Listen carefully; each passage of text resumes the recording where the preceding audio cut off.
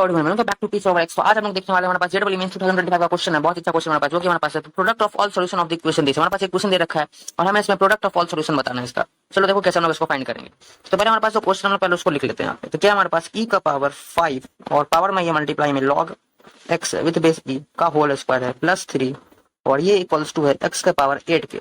अब अगर मैं यहाँ पे x के पावर 8 को ना कुछ ऐसे लिख दूं, इसको मैं ऐसे रहने देता हूँ, यहाँ पे मैं लिख देता हूँ e का पावर log x का पावर 8 विद बेस e। मैं इसको ऐसे लिख दिया। अब यहाँ पे ये बहुत ही सिंपल चीज है, सबको पता होगा कि e का पावर ln x या फिर log x बोल लो वो x के बराबर होता है।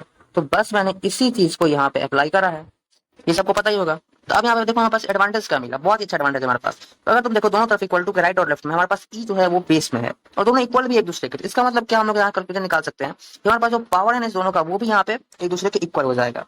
तो यहाँ पे हम लोग इसको लिख सकते हैं कुछ ऐसे कि 5 log x with base e का होल स्क्वायर प्लस 3 जो है इक्वल टू किसके आ जाएगा, तो ये आ जाएगा 8 log x with base e के। ठीक है, तो यहाँ पे तुम लोग को लॉग का प्रॉपर्टी पता ही होगा कि पावर यहाँ पे 8 है x का, तो ये क्या होगा लॉग के आगे आ जाएगा। ये मैंने यहाँ पे अप्लाई करा है तो ये भी सबको पता होगा। चलो आगे बढ़ते हैं हम लोग। अब यहाँ पे देखो अगर मैं यहाँ पे स्मार्ट सब्स्टिट्यूशन करूँ, मैं यहाँ पे क्या करूँ कि मैं यहाँ पे t को लेट कर दूँ log x with base e। तो यहाँ से हमारे पास एक इक्वेशन का फॉर्मेशन होगा और वो क्या बनेगा देखो। तो यहाँ पे क्या हो जाएगा 5t square plus 3 is equals to 8t।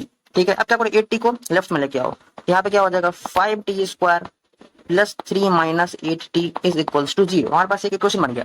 अब मैं इसको ax स्क्वायर माइनस bx के प्लस c के फॉर्म में इसको ट्रांसफर कर लेता हूँ। तो मैं इसको कुछ ऐसे लिख सकता हूँ कि minus 8t plus 3 is equals to 0।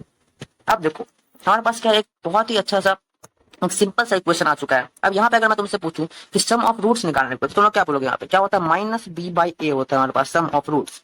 यहाँ पे माइनस बी बाई ए, तो माइनस तो आएगा ही। अब बी क्या है यहाँ पे, तो माइनस 8 है, तो माइनस 8 और फिर अपॉन में 5 और 5 हो जाएगा यहाँ पे 8, तो क्या होगा 8 बाई 5 आ गया। तो यहाँ से हम इसको कुछ ऐसे लिख सकते हैं, तो इसको मैं यहाँ पे इरेज कर देता हूँ।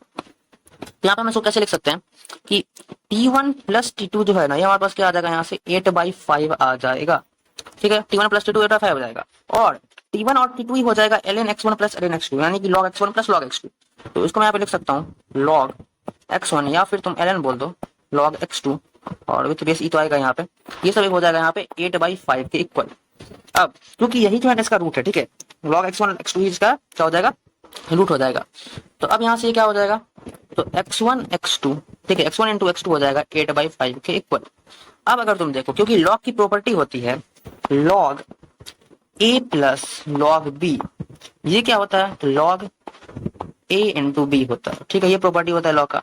उसी हिसाब से मैंने यहाँ पे log a और प्लस log b का फॉर्मूला लगाया, तो क्या हो जाएगा log a b हो जाएगा। तो यहाँ पे हो गया x1 इंटू x2 8 बाई 5 आ गया।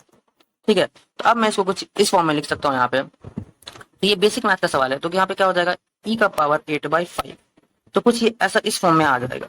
ठीक है, तो बस यही था और ये हमारे पास क्या आ गया, इसका आंसर आ गया e का पावर 8 बाई 5 आ गया। तो देखते हैं हमारे पास ऑप्शन में था क्या, तो हाँ भाई देखो ऑप्शन नंबर ए e का पावर 8 बाई 5, ये हमारे पास यहाँ पे राइट आंसर हो गया।